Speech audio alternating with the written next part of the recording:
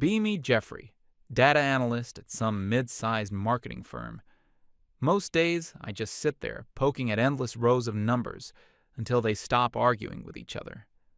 I take the digital chaos of clicks, scrolls, abandoned carts, ragebacks, whatever, and turn it into pretty graphs so upper management can nod thoughtfully and pretend they get it.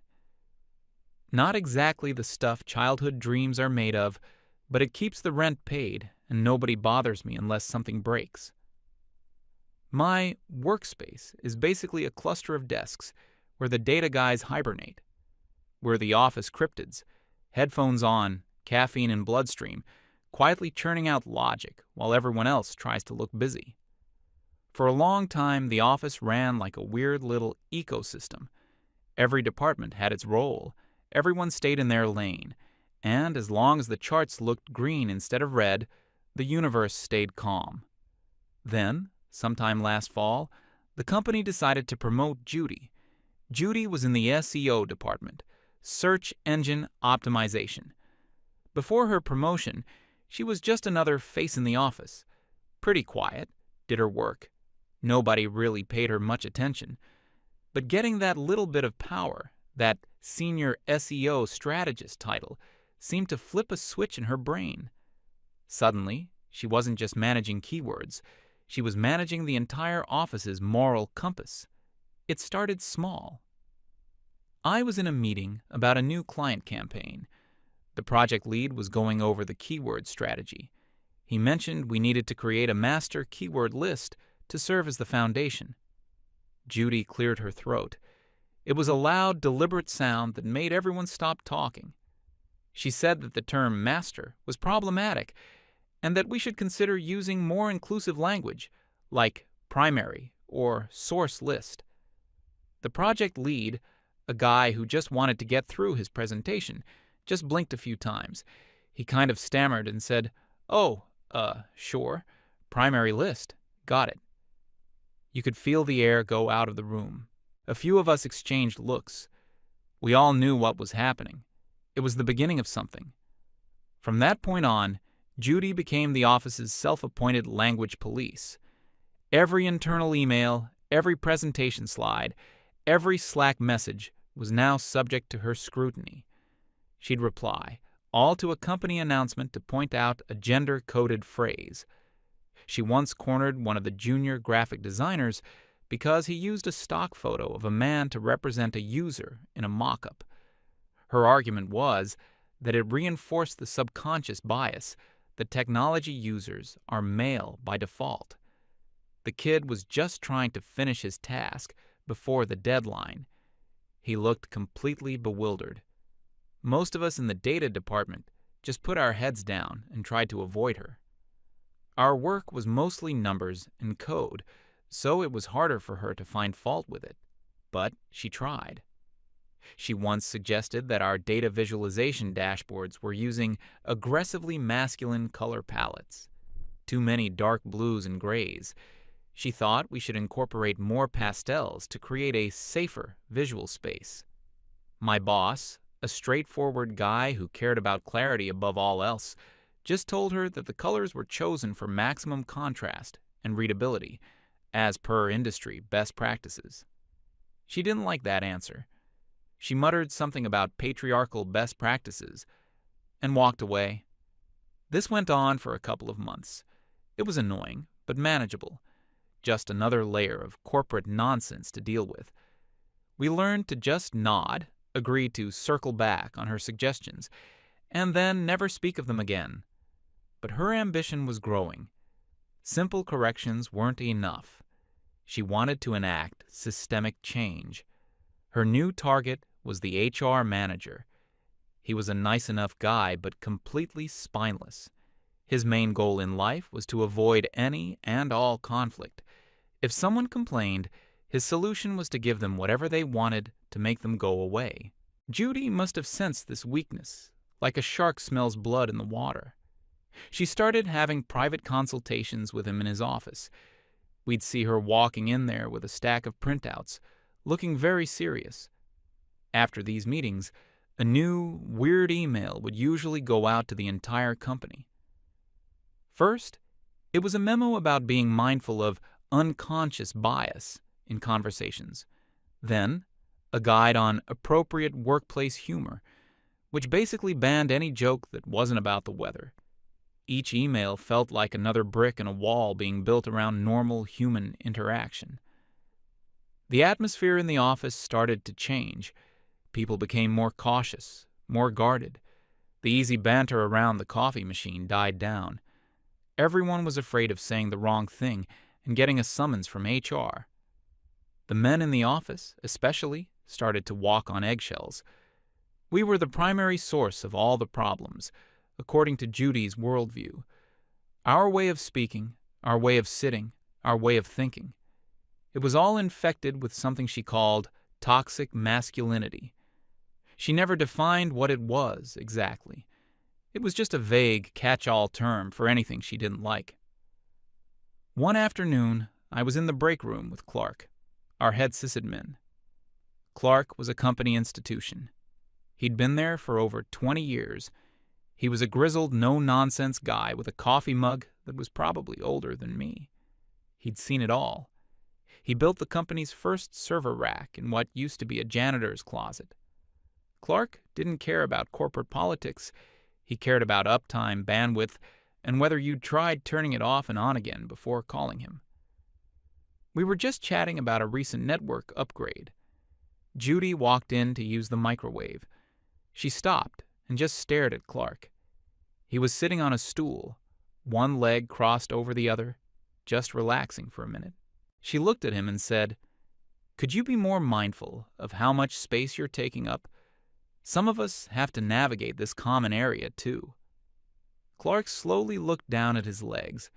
Then he looked back at the wide, empty path around him. He took a slow sip of his coffee. He looked her dead in the eye and said, "Are you having a technical issue I can assist with?" The question was so direct, so completely disconnected from her complaint, that she was speechless. She just shook her head, grabbed her lunch, and left without another word. Clark just grunted and went back to his coffee. That was Clark, unflappable, a rock of pure pragmatism in a rising tide of nonsense. But even Clark couldn't stop what was coming next. Judy's campaign with the HR manager finally reached its grand finale. One Tuesday morning, an email landed in everyone's inbox. The subject line was, "Mandatory Training Session, Fostering an Inclusive and Equitable Workplace." My stomach dropped. I knew this was her masterpiece. I opened the email. It was full of the usual corporate fluff. Synergy, proactivity, paradigm shifts. But the core of it was this. Judy herself would be leading a company-wide mandatory training session. The title of her presentation was Deconstructing Patriarchy in the Office, a workshop on identifying and mitigating toxic masculinity. It was scheduled for Friday at 3 p.m., the last 2 hours of the work week. It was mandatory for every single employee. No exceptions. A collective groan echoed through the data department. Our internal chat channel lit up instantly. "You've got to be kidding me. 2 hours of this? On a Friday? I'd rather spend the weekend debugging legacy code." I leaned back in my chair and looked over at Clark's office. He was just staring at his screen, motionless. Then, he slowly shook his head, took a deep breath, and typed something. A message from him appeared in our chat. "I survived Y2K. I survived the great server migration of 08. I'll survive this. Barely." His resignation perfectly captured how we all felt. We were powerless. It was a directive from HR, blessed by management who just wanted to seem progressive. Arguing against it would be professional suicide. You'd be labeled as part of the problem she was trying to solve. So we all just accepted our fate. The rest of the week was tense. Judy was in her element. She walked around the office like a general before a big battle. She was booking the largest conference room, coordinating with HR, and printing out thick stacks of documents. I saw a title on one of her handouts as she passed my desk, "The Male Gaze in Corporate Communications." I just sank deeper into my chair and tried to become invisible. She seemed particularly excited about educating the IT and data departments. We were, in her mind, the heart of the problem. A bunch of logic-driven guys who didn't engage with her feelings-based assertions. On Thursday, she stopped by our area. "I'm really looking forward to our session tomorrow," she said with a smile that didn't reach her eyes. "I think we'll have a lot of important breakthroughs. It's crucial for everyone to be there with an open mind." We all just kind of mumbled and nodded, trying not to make eye contact. The unspoken message was clear. Show up, shut up, and agree with everything I say. That night, I barely slept. It wasn't just about a boring meeting. It felt like a final exam you couldn't study for, where any answer you gave would be wrong. It was this feeling of being put on trial for something you didn't do, by a prosecutor who was also the judge and jury. The whole thing felt like a massive, pointless injustice. We weren't bad people. We were just guys trying to do our jobs. We treated our female colleagues with respect. We collaborated on projects. We helped each other out. There was no patriarchy to deconstruct. There were just deadlines to meet and problems to solve. But our reality didn't matter. Only Judy's perception of it did. Friday morning arrived. The office was quiet, eerily quiet. It felt like the day of a scheduled execution. Everyone was just trying to get through their work, counting down the hours until 3 p.m. I spent the morning running queries and updating reports, trying to lose myself in the data. The numbers were clean, logical, and objective. They didn't have hidden motives or unconscious biases. They just were. I checked the clock. 12 p.m. Lunchtime. I decided to eat at my desk. The break room felt like a social minefield. Clark walked past my desk around 1 p.m., holding his sacred coffee mug. He paused and just looked at me. "Whatever happens in there, kid," he said, his voice low. "Don't take the bait. Don't argue. Just nod. It's the only way to win." I nodded. "Got it, Clark." He gave a grim little smile and continued on his way to the server room, his natural habitat. The hours crawled by. 2 p.m., 2:30 p.m. People started to pack up their things, ready to head to the conference room as soon as the clock struck 3. Judy was already in there, setting up her laptop and projector. You could see her through the glass walls, pacing back and forth, rehearsing her lines. I took a deep breath and started to shut down my applications. It was almost time. Then, at 2:45 p.m., something strange happened. The lights in the office flickered, just for a second. My monitor went black and then turned back on. A few people murmured in confusion. On my screen, the connection to our database was broken. An error message popped up. "Cannot connect to server." I tried to ping the server. No response. That's not good. Across the room, I saw one of my colleagues trying the same thing. He shook his head. Then we heard it. A high-pitched, piercing alarm sound started blaring from Clark's office. It was a sound I'd never heard before. It wasn't a fire alarm. It was something worse. It was the sound of catastrophic failure. A red light on Clark's desk phone was flashing frantically. The main server monitoring system was screaming. In that instant, every technical person in the office knew. This wasn't a glitch. This was a meltdown. The door to the server room burst open. Clark stood there, his face pale. His usual calm demeanor was gone, replaced by a look of intense urgency. He didn't shout, but his voice cut through the entire office like a knife. "The primary database server is down, hard down. I have a cascading failure warning on the entire storage array." He pointed a finger that swept across our department. "Jeffrey, you, Kevin, Mike, all data analysts, in the server room, now." Then he pointed towards the IT support guys on the other side of the office. "All of you too, move." There was no hesitation. No one asked questions. We all just jumped up from our desks and ran. As I hurried past the big conference room, I saw Judy through the glass. She was staring out at the commotion, a look of annoyance on her face, as if we were all just trying to disrupt her big moment. We poured into the server room. The air was thick with the smell of hot electronics and the deafening roar of the emergency cooling fans. A bank of lights on the main server rack was completely dark.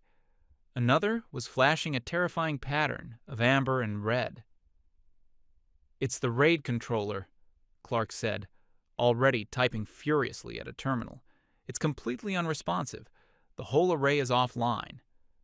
I'm a data guy, not a hardware guy, but I knew what that meant. The RAID array was the heart of the company. It held everything. All client data, all internal records, all active projects. If we couldn't bring it back online, the company wasn't just losing data. It was losing its ability to function. We had a massive project launching for our biggest client on Monday morning. All of the final data sets were on that server. If we couldn't deliver, the company would be in breach of contract. We were looking at millions in losses and a reputation that would be torched forever. "The backups?" someone from IT said. "What about the backups?" "The automated backup was scheduled for 3 a.m. this morning," Clark gritted out. "It failed. The log says the controller was already throwing errors then. We're working with data that's at least 24 hours old, maybe more." A cold dread washed over me. This was a full-blown, level 1, company-ending disaster. Clark looked at the team of us gathered in the cramped, loud room. "IT, I need you working on the physical hardware. Find a spare controller, get it swapped, now." "Data team." He looked at me and my colleagues. "The second they get a drive back online, I need you to mount it in safe mode. We need to run integrity checks on every single database. We need to know what's corrupted and what's salvageable. Start prepping your diagnostic scripts." There was no panic, just grim, focused determination. Every man in that room knew exactly what was at stake. Our jobs, the company's future, everything. The mandatory training, Judy, her presentation on toxic masculinity, it all evaporated from my mind. It was a trivial, ridiculous distraction from a world that had suddenly become intensely real.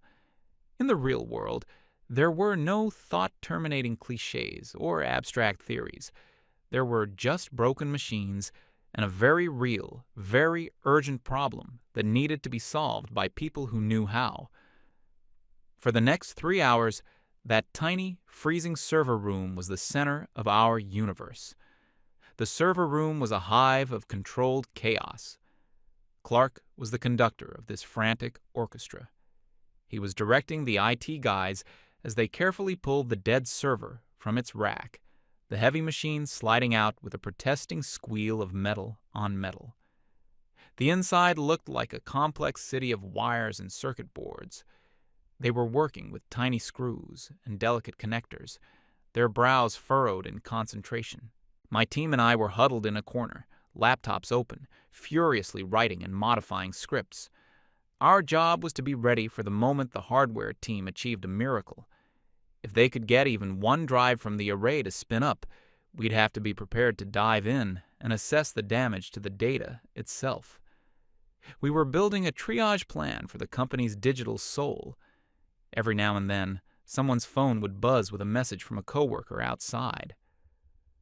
"What's going on? Is the network still down? Judy is getting really mad in the conference room." We ignored them. None of that mattered. At around 3:15 p.m., one of the junior marketing girls cautiously opened the server room door a crack. The blast of cold air and noise made her flinch. Excuse me? Judy sent me to find out why none of you are in the mandatory training." Clark didn't even turn around from the server chassis he was leaning over. "We're busy," he growled over the fan noise. "Close the door." The door clicked shut. We all knew that message would be delivered back to Judy, and it would not be received well. But there was a strange sense of freedom in that room. For the first time in months, we weren't walking on eggshells. We weren't worried about using the right words or managing someone's feelings. We were a team of specialists focused on a single, critical objective. Competence was the only thing that mattered. Your title, your seniority, your opinions on social issues, none of it meant anything. Can you fix the problem? That was the only question. And the only people in the company who could were all men, all in this room. Not by design, just by circumstance. That was just how the roles had been filled over the years. It was a pure meritocracy, born of crisis. Meanwhile, in the conference room, things were apparently going from bad to worse. We got the story later from some of the women who were trapped in there. Judy started her presentation at 3:00 p.m. on the dot. She stood before a room that was half empty. All the chairs reserved for the men from IT and data were vacant. Her face was a mask of cold fury. She began her speech, but the prepared text was quickly abandoned. The training session became a thinly veiled tirade against the absent men. It seems some individuals feel they are above these essential conversations, she'd said, her voice dripping with sarcasm. This coordinated absence is a textbook example of male fragility.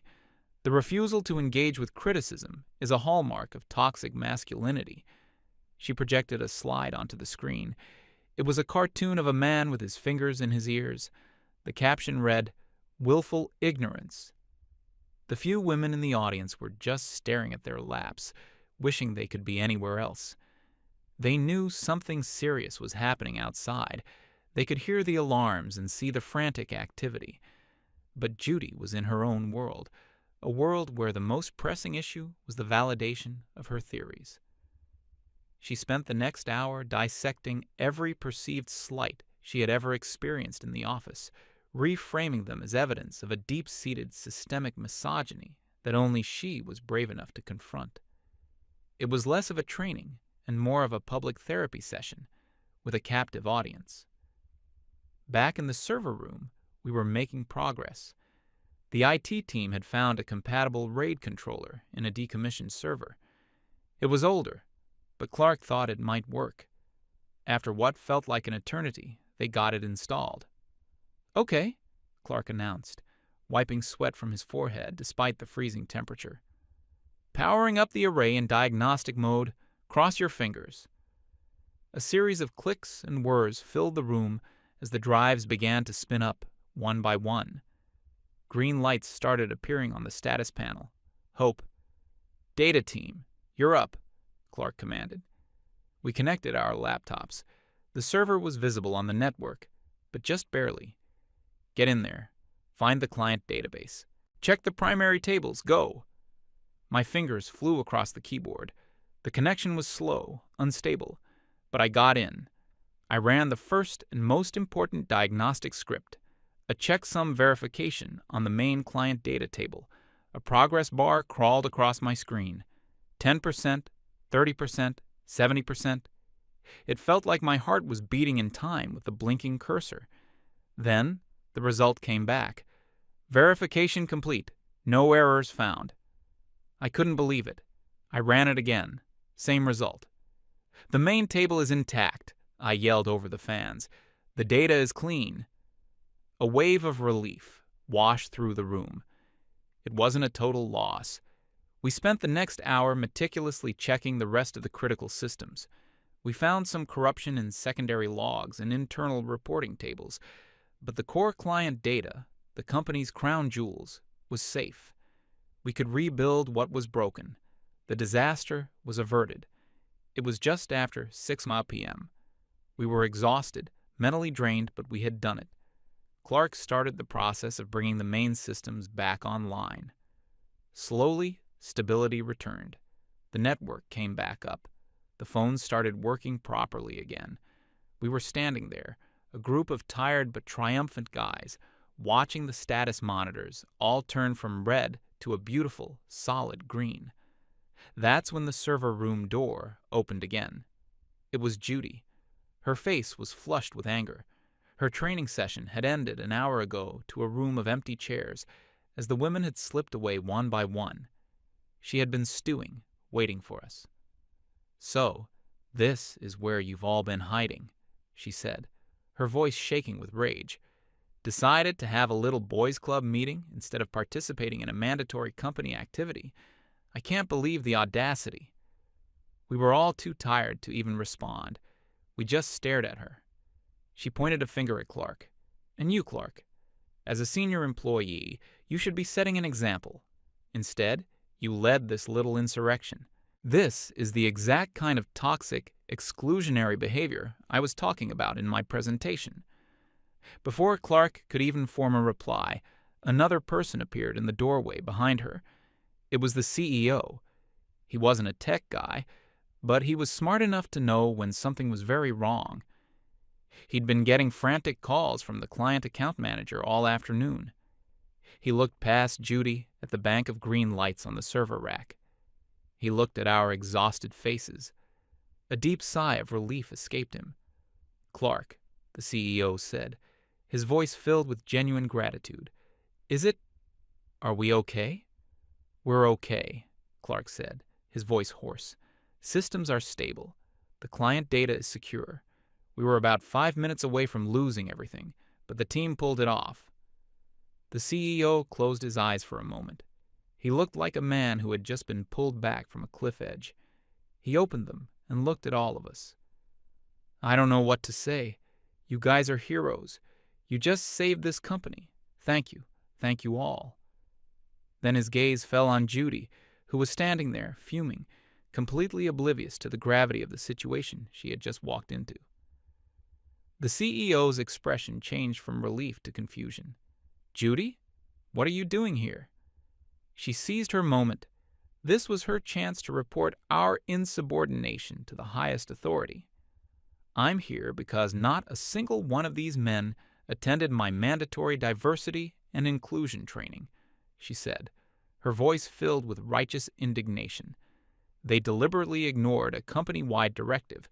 It was a coordinated act of defiance against our corporate values." The CEO just stared at her. He stared for a long, silent moment. You could practically see the gears turning in his head as he processed the sheer absurdity of what she was saying. He finally spoke, and his voice was dangerously calm. "Judy," he said slowly, as if explaining something to a small child, "while you were in a conference room talking about corporate values, these men were in here, working nonstop for 3 hours to prevent this company from going out of business." He gestured around the server room. "This company almost ceased to exist this afternoon. The only reason you'll have a job to come to on Monday is because of the people in this room, the people you are accusing of not being team players." Judy's mouth opened, then closed. The color drained from her face. For the first time, the reality of the situation seemed to penetrate her ideological bubble. She looked at the servers, then at our grease-stained, tired faces. She looked at the CEO's ice-cold expression, and she finally understood. She had been passionately lecturing about the water being wet while the whole house was on fire, and the people she was scolding were the only ones with a hose. The CEO wasn't finished. "Everyone in this room," he said, his voice gaining strength, "is getting a bonus, and they are all to go home immediately and rest. That's a direct order." He looked at Judy. "Your training is canceled, indefinitely. We have more important things to worry about." Without another word, he turned and left. Silence descended on the room. It was thick and heavy. We started to gather our things, not looking at her. One by one, we filed out of the server room, walking past her as she stood frozen in the doorway. I was one of the last to leave. Clark was right behind me. As he passed Judy, he paused for just a second. He didn't look at her, just stared straight ahead down the empty office hallway. He said, quietly but clearly, "There's a difference between making a point and making a difference, Judy." And then he walked away. I went home and slept for 12 hours. On Monday, the office was different. The story had spread like wildfire. No one made eye contact with Judy. She stayed at her desk all day, silent. All the memos about inclusive language and unconscious bias seemed to disappear from the company's internal servers. The atmosphere was lighter. The fear was gone. People started joking around the coffee machine again. We, the guys in the data and IT departments, weren't seen as the problem anymore. We were the guys who kept the lights on, the guys who solved real problems. We had earned a new level of respect, not by arguing or complaining, but by simply being competent when it mattered most. Judy handed in her resignation 2 weeks later. The official reason was that she was pursuing other opportunities. Nobody missed her. The whole incident taught me something. There's a world of theory, and then there's the world of reality. And when reality hits, it doesn't care about your feelings or your ideology. It just cares about whether you can fix what's broken.